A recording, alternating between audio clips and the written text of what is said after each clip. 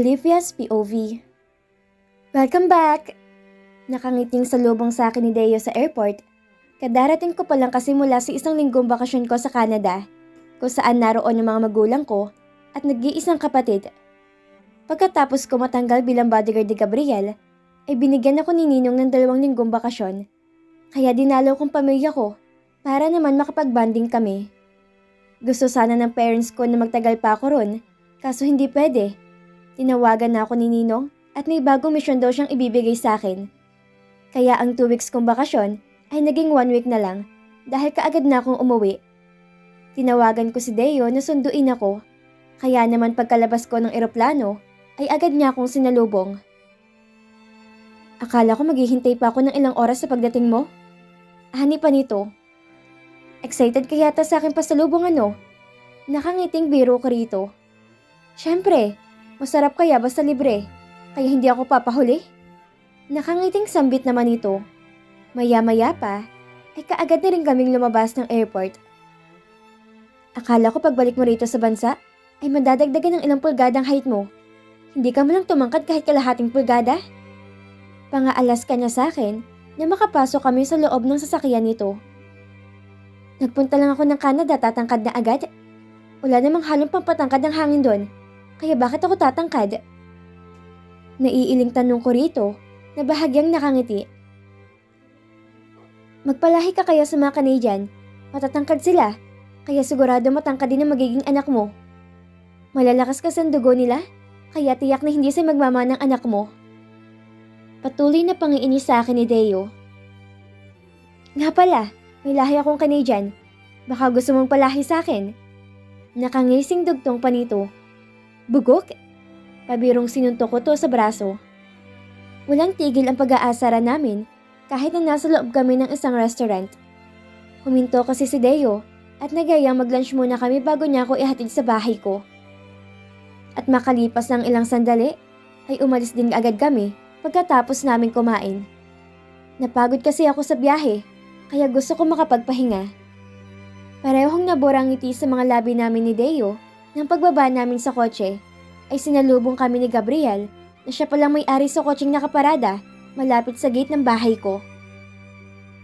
Olivia, sa wakas, at tsambahan din kita. Ilang araw na ako pabalik-balik sa harapan ng bahay mo at nagbabaka sakaling makita kita at makausap. Mahabang paliwanag nito. Anong kailangan mo, Mr. Villatore? Hindi mo na ako bodyguard, kaya wala nang dahilan para mag-usap pa tayo. Kaya kung may gusto kong sabihin, ay sabihin mo na agad dahil busy akong tao. Seryosong sagot ko sa binata. Pasimple kong inilibot kong aking paningin sa paligid. Nagpunta ba siya rito mag-isa rito sa bahay? Nasaan ang mga bodyguard nito? Paano ko muli na namang pagtangkaan ng buhay nito? Huwag ka mag-alala, Olivia. Kasama ko mga bagong bodyguard ko. Pero nasa loob lamang sila ng kotse ko. Nakangiting wika ni Gabriel na tila natutuwa sa nabasang pag-alaala sa aking mga mata. Hindi ako nag-aalala sa iyo, Mr. Villatore. Sabihin mo na kung anong sadya mo para makaalis ka na. Biglang sermoryoso ang anyo ng binata at bahagyang tumikhim bago nagsalita. I'm sorry about what happened that day, Olivia. Kasalanan ko nangyari dahil doon ay muntik ka na mapahamak. Tapos na yun, Mr. Villatore. Alam ko naman na ginawa mo lang yon dahil gusto mo akong paalisin bilang bodyguard mo. Nagtagumpay ka naman sa kagustuhan mo. Kaya sigurado ako masaya ka na ngayon. Nakuha mo ng gusto mo kaya umalis ka na. Pagtataboy ko na rito. Olivia, magpapaliwanag ako tungkol sa bagay na yon. Tinangka kong hawakan ni Gabriel, ngunit pabilis akong nahila ni Deo papunta sa tabi nito. Hindi mo ba narinig ang sinabi ni Olivia, Mr. Villatore? Umalis ka na, bago pa magdilim paningin ko at mabugbog pa kita rito. Madilim ang anyo na kausap ni Deo kay Gabriel. Pero sa halip na umatras, ay naglakad pa si Gabriel palapit kay Deo habang nakaismid. I doubt it, na kaya mong gawin yan. Hinahamon mo ba ako, Mr. Villatore? Sa tingin mo ba, hindi ko kayang gawin ang sinabi ko? Porket may makasama kang bodyguard? Pagsabay-sabayin ko pa kayong lahat. Maangas at palabang sagot naman ni Deo. Humarang na ako sa gitna ng 2 lalaki na tila anumang oras ay magbabasagan ng muka. Kahit pa sabihing malaki ang pangangatawan ni Gabriel at mukhang batak sa exercise, ay wala pa rin tong laban kay Deo na may experience sa pakikipagsuntukan. Kumpara kay Gabriel na walang ibang alam gawin kundi ang mababae. Natitiyak ko na mabubugbong lang to, kaya naman agad na akong pumagitna sa kanila bago pa lumala ang tensyon. Umalis ka na, Mr. Villatore. Hindi mo na ako dapat inaabala pa dahil nakuha mo ng gusto mo. Hindi na ako yung bodyguard mo. Kaya ano pa bang gusto mo? Umalis ka na, pwede? Pagtataboy ko rito, sabay hawak sa kamay ni Deo at hinila papasok sa gate ng bahay ko. Sa kabilang banda, tanghali na ako nagising dahil sa pagod sa biyahe at nagulo rin ang aking isip sa pagpunta ni Gabriel rito kahapon. Mabilis akong bumangon sa kama at naligo. Nang matapos ay lumabas na ako sa aking silid at nagtungo sa kusina para magluto ng pananghalian. Kasalukuyan ako nagluluto nang marinig ko malakas na pagkatok sa pintuan ng bahay. Nagtataka man ay naglakad ako papunta sa pintuan para pagbuksan ang taong kumakatok na malamang ay si Deo. Ngunit hindi ko inaasahan ng tao makikita ko. Hindi si Deo, kundi si Gabriel na mukhang lasing. Tanghaling tapat ilasing to? Wala tagang magawang matino ang lalaking to. Anong kailangan mo? At nagpunta ka na naman dito? Inis na tanong ko rito. Pinagkrus ko ang aking mga braso habang nakataas ang noo na sinalubong ang tingin nito. Sa gulat ko ay bigla niya akong itinulak papasok at pagkatapos ay tumuloy din to. Pwede bang umalis ka na, Gabriel? Wala akong oras na makipag-usap sa'yo. Pagtataboy ko sa kanya. Bakit ba ayaw mo kong kausapin, Olivia? Dahil ba sa nangyari? Humingi naman ako ng tawad na sa'yo. Ano pa bang gusto mo? Tila masama ng loob na tanong nito sa akin. Pero kahit lasing to, ay diretso pa rin to magsalita. Okay, pinapatawad na kita sa ginawa mo. Kaya pwede bang wag mo na akong guluhin, Gabriel? Hindi mo na ako bodyguard ngayon. Kaya magkanya-kanya na tayong buhay. Hinawakan ko siya sa braso at hinila palabas ng bahay. Ngunit bigla niya akong hinila at niyakap na mahigpit. Pilit ko tong itinulak, ngunit mahigpit ang pagkakayakap nito sa akin. Kaya hindi ko magawang makawala. Kung tutuusin, ay kaya ko makawala rito. Ngunit masasaktan to. At ewan kung bakit sa kabila ng ginawa niya sa akin, ay ayokong saktan to, lalo pa at lasing to. Bumalik ka na, Olivia. Pangako, magiging masunurin na ako sa'yo. Hindi na ako tatakas at hindi na rin ako maghahanap ng ibang babae. Basta bumalik ka na lang sa akin. Anito, na tila ba may relasyon kami kung makapagsalita. Ngunit alam ko nang ibig sabihin nito na bumalik na ako rito at bumalik na ako sa pagiging bodyguard nito. Ngunit hindi na mangyayari yon dahil wala na akong balak na magtrabaho sa kanya. Inipon ko ang lakas ko at malakas ko siyang itinulak. Sa lakas ng pagkakatulak ko ay napasandal to sa hamba ng pintuan. Bakit ba gusto mo akong bumalik sa pagiging bodyguard mo, Gabriel? Hindi ba't ito yung gusto mo? Ginawa mo ang lahat ng paraan para mapaalis ako bilang bodyguard mo. Tapos ngayon, sasabihin mo sa akin na bumalik ako sa pagiging bodyguard mo? Hindi na mangyayari yon. Kaya umalis ka na, Gabriel? Anay ako rito. Alam mo ba kung bakit kita pinababalik, Olivia? Dahil gusto kita. Narinig mo ba, Olivia? Mahal kita. At hindi ko pala kaya mawala ka sa tabi ko. Kaya kong ipaliwanag sa'yo kung bakit ganun yung pagtrato ko sa'yo. At kung bakit gusto kitang umalis sa pagiging bodyguard ko. Basta bumalik ka lamang. Tila walang kontrol sa sarili na wika ng binata.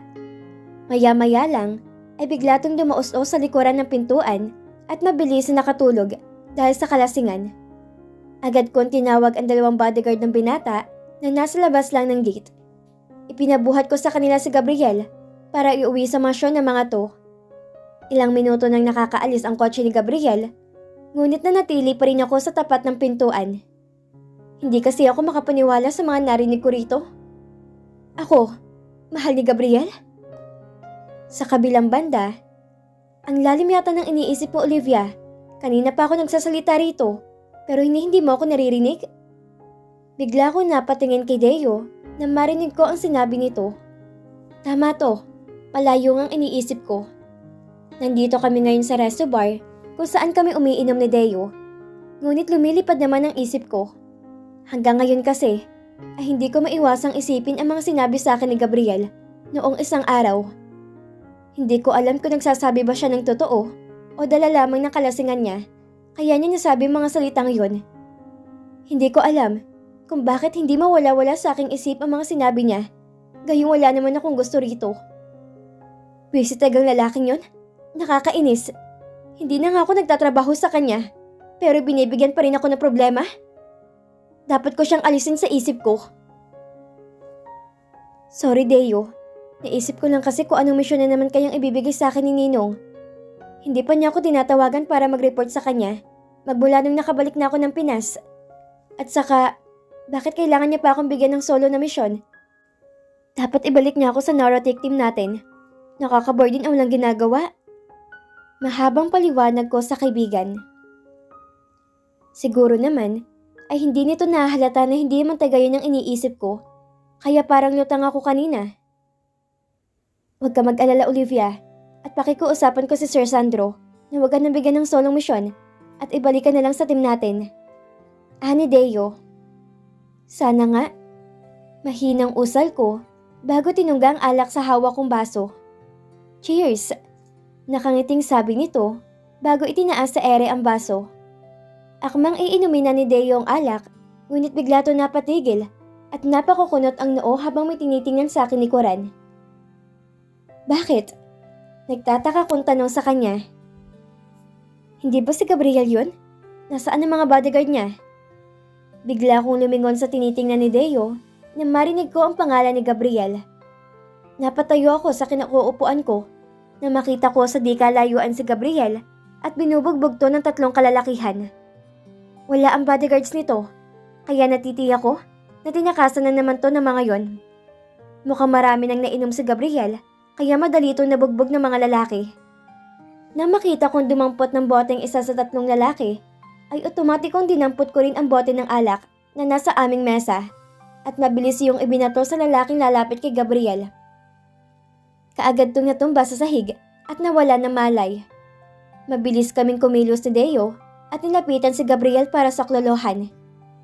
Hinarap ng kaibigan kong isang lalaki at yung isa naman ay sa akin. Mga pakialamero? Galit na sigaw ng isa bago ko hinarap at akmang bibigyan ng suntok.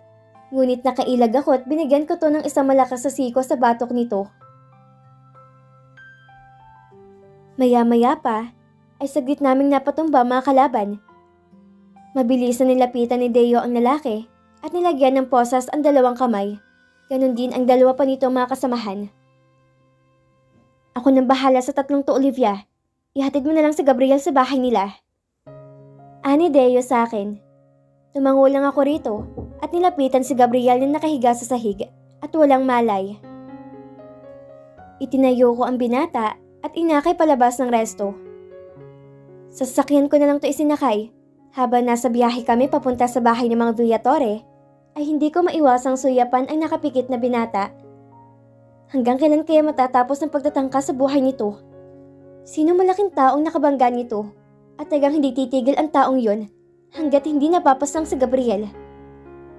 Hindi ko napigilan ang mapabuntong hininga. Ilang taon ang aming nahuli, ngunit hanggang ngayon ay hindi pa rin malaman-laman kung sinong nasa likuran ng pagtatangka sa buhay nito. Yung ibang nahuli ay pinaslang sa kulungan, samantalang iba naman ay mapilit at ayaw umamin. Sana sa pagkakataong to ay magsalita ng mga nahuling 3 lalaki at ikanta kung sinong mastermind ng mga to. Pagdating ko sa tapat ng bahay ng mga Villatore, ay tinawag ko lang ang mga gwardya at mabilis na pinabuhat sa kanila si Gabriel na wala pa ring malay. Nang makita kong maayos ng kalagayan ng binata, ay kaagad na rin akong umalis at umuwi sa bahay ko. Pagod na ibinagsak ko ang katawan ko sa kama at ipinikit ang mga mata. Ngunit mukha nang natutulog ang binata ang biglang pumasok sa aking isip. Agad akong napatayo at malakas na ipinilig ang aking mukha. Bakit ba biglang pumapasok sa isip kong lalaking yon? Naiinis kong tanong sa aking sarili. Maya-maya'y bumangon na lang ako at nagtungo sa banyo. Mabuti pang maligo ako para mapreskuhan ang katawan ko at mabilis makatulog. Pagkatapos kong maligo, ay mabilis ko lang tinuyo ang buhok ko at kaagad nang nahiga sa kama. Napasarap ang tulog ko, kaya medyo tinanghali na ako ng gising. Nagising ako dahil sa malakas na tunog ng aking cellphone.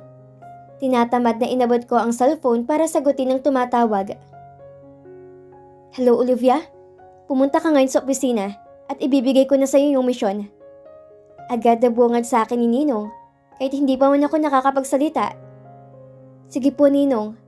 Kaagad na ako nagbihis at mabilis na umalis ng bahay. Mabuti naman at nandito ka na Olivia. Seryosong anyo na sabi ni Ninong pagkapasok ko sa opisina nito. Napakamot na lang ako sa aking noo at nagtatakang tinapunan ng tingin si Mr. Greg Villatore na naroon sa loob ng opisina. Ano naman kayang sadya nito? Hindi kayang bago misyon na ibibigay sa akin ni Ninong ay... Nandito ako para muling kunin ang serbisyo mo, Miss Lopez. Humihinga ako ng paumanhin sa nangyari ng nakaraan. At sana'y muli mong tanggapin ang trabahong to. Anito sa akin, hindi ako nakapagsalita sa aking narinig. Ang bagong misyon na ibibigay sa akin ni Ninong ay ang muli maging bodyguard ni Gabriel? Tama ka nang iniisip, Olivia. Ang bagong misyon mo ay ang muling maging bodyguard ni Gabriel. Wala akong nagawa kundi ang tanggapin ang trabaho muling maging bodyguard ni Gabriel. Kahit ano kasing gawin kong dahilan ay hindi tinanggap ni Ninong, lalo pa at si Mr. Greg Villatore na mismo ang nakiusap sa akin ng personal para maging bodyguard ulit ni Gabriel. Magiging unprofessional daw ako kapag tinanggihan ko ang trabahong to. Kaya heto't ako, nagmamaneho papunta sa bahay ng mga Villatore. Hindi ko alam kung anong klaseng pakikitungo ang gagawin ko kay Gabriel. Ngunit susubukan ko maging formal lang ang pag-uusap namin. Nang makarating ako sa gate ng mansyon, ay masaya kong sinalubong ng gwardya. Welcome back, Olivia. Sabi ko na nga ba't makakabalik ka pa rito? Masayang salubong sa akin ni Pido na isa sa mga gwardya ng mansyon. Ayoko nang bumalik dito eh. Nakasimangot ang sagot ko rito. Ngumiti lang to sa akin bago to bumalik sa pwesto. Ate Olivia, anong ginagawa mo rito? Babalik ka na ba sa pagiging bodyguard ni Kuya Gabriel? But anyway, welcome back. Alam mo bang na-miss kita? Masayang salubong sa akin ni Ivy na naabutan ko sa sala kasama si Gabriel na malawak ang pagkakangisi. Inirapan ko ito at hindi pinansin. Mukhang inaasahan na nito ang pagdating ko. It's nice to see you again, Ivy. Ani ako rito. Laking gulat ko nang bigla ko niyakap ni Ivy na para bang super close kami. Sabagay, naging maganda naman ang trato nito sa akin dati. Tanging ang kuya lang nito ang pabago-bago ang trato sa akin.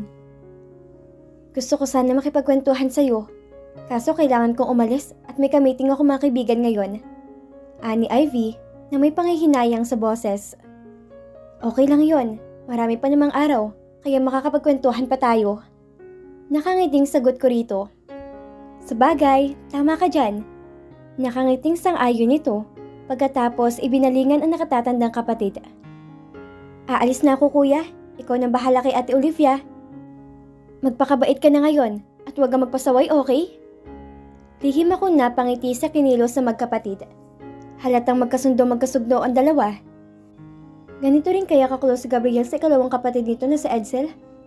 Magmula na magtrabaho ko rito, ay hindi ko pa namimit ang binata dahil nasa ibang bansa raw to at nagbabakasyon kasama ang tita nito na nakababat ng kapatid ng kanilang ama. Pagkaalis ni Ivy, agad kong tanikuran sa Gabriel at hinila ang maleta ko papunta sa dati kong silid. Olivia, wait!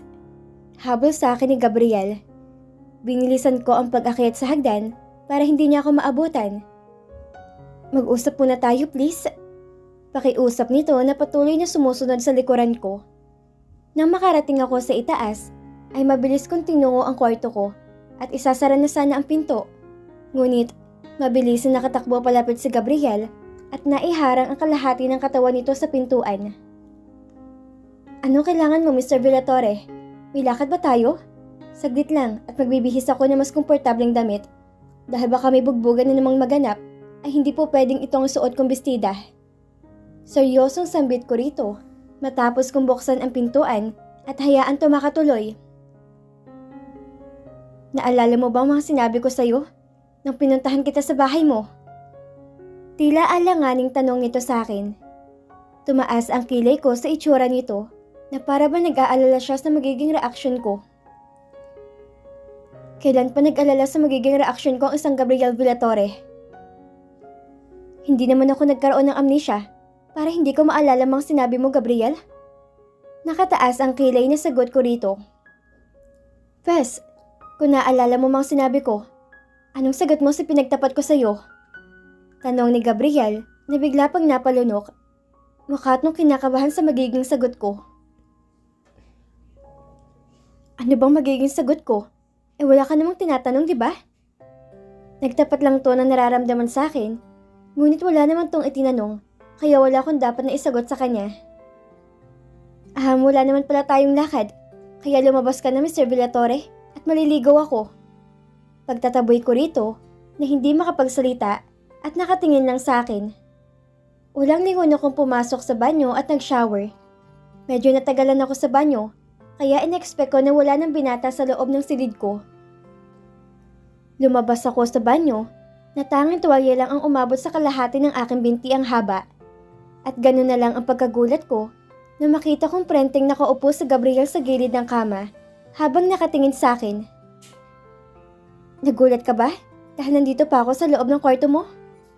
Seryosong tanong ni Gabriel. Tumayo ito at naglakad palapit sa akin. Pwede bang lumabas ka na? Nagbibihis ako. Pero sa halip na sundin ang sinabi ko, ay pinagpatuloy lang nitong paglapit sa akin. Kaya wala akong choice, kundi mapaatras. Alam mo bang dinanas ko habang wala ka, Olivia? Wala akong pakaalam sa dinanas mo, Gabriel. Sa kakasalanan mo naman, kung bakit ako tinanggal sa trabaho ng daddy mo. At hindi ba yun din naman ang kagustuhan mo? Aniya ko rito, habang patuloy akong umaatras na mabagal. Mariin itong tinitigan ng katawan ko, nakakarampot na tela lamang ang nakabalot, pagkatapos ay muling tumitig sa aking mga mata. Yung klase ng titig na tila nakakapaso, nakakakaba. Sa tanang buhay ko, ay ngayon lang ako kinabahan ng ganito. Alam mo, Olivia, aaminin ko na yun ang nais ko nung una. Ngunit habang tumatagal ay nagdadalawang isip na akong paalisin ka. At nang araw na nalaman kong inalis ka na ni Daddy sa pagiging bodyguard ko, nagpanik ako. Natakot ako na baka hindi mo na ako kausapin. Hindi rin naman kita makausap dahil nasa ospital pa ako at nagpapagaling. At paglabas ko naman sa ospital, ay agad kita pinuntahan sa bahay mo. Ngunit walang tao. Ilang beses ako nagbabalik-balik ngunit wala pa rin. Naisip kong pinagtataguan mo ko dahil galit ka sa akin. Kaya na matsambahan kita sa labas ng gate ng bahay mo. Ay sobrang tuwa ko. Ngunit, ipinagtaboyan mo lang ako at ayaw mong pakinggan ang mga paliwanag ko, kaya masyado ako nasaktan. Mahabang paliwanag ni Gabriel. Tapos na yon, Gabriel. Kalimutan lang natin ang mga nangyari. Sagot ko, habang pilit pinapanatag ang aking sarili. Bahagyang natawa ang binata at napailing, sabay biglang bumilis ang paglapit nito sa akin. Tatakpo sana ako pabalik sa banyo, ngunit pabilis niya akong nahawakan sa braso at isinandal sa hamba ng pintuan. Saan ka pupunta, Olivia? Magtatago sa loob ng banyo? Bakit? Nasaan ang kilala kong Olivia na walang kinakatakutan? Nanunuksong bulong nito habang hawak sa itaas ng aking ulong dalawa kong mga kamay. Pakiramdam ko ay biglang nanayo ang mga balahibo ko sa batok nang tumama ang mainit itong hininga. Bitawan mo ako, Gabriel. Gusto mo ba talaga masaktan? Banta ko rito. Hindi ko gustong kakaibang nararamdaman ng katawan ko dahil sa pagkakalapit ng aming mga katawan. Gusto ko tong sipain pero hindi ko magawa dahil nag-aalala ko. Baka malaglag na lang basta ang tuwaya na nakatakip sa akin. Ayaw mo ba sa ayos nating to? Naiilang ka ba? Pero ako gustong-gusto kong ayos natin, Olivia. Mahinang bulong ulit nito. OMG, Olivia. Huwag ka magpapadala sa pangaakit na lalaking yan. Playboy siya. Itatak mo yan sa isip mo. Ani ako sa kanyang isip. Hindi ako naiilang dahil wala naman akong gusto sa'yo. Matatag na sagot ko rito. Talaga? Nakataas ang kilay na sagot ni Gabriel na halatang hindi naniniwala sa aking sinabi. Gusto ko na mapamura nung unti-unti nitong inilalapit ang mukha niya sa mukha ko. Kapag itinuloy mong binabalak mo, Gabriel, lalabas kang bali ang buto. Mahina ang boses sa banta ko rito. Laking pasasalamat ko nang huminto ang mukha nito sa paglapit at pinakawalan niya ako matapos magbunga ang marahas na hininga. Tingnan natin kung hanggang kailan mo may tatago nararamdaman mo, Olivia. At kung totoong wala kang gusto sa akin, gagawin ko ang lahat para magkagusto ka sa akin. Seryosong sambit nito bago walang paalam na lumabas sa aking silid. Tila naman nangihina ang aking mga tuhod na napasandal muli sa hamba ng pintuan. Peste, Olivia, munti ka na dun ah.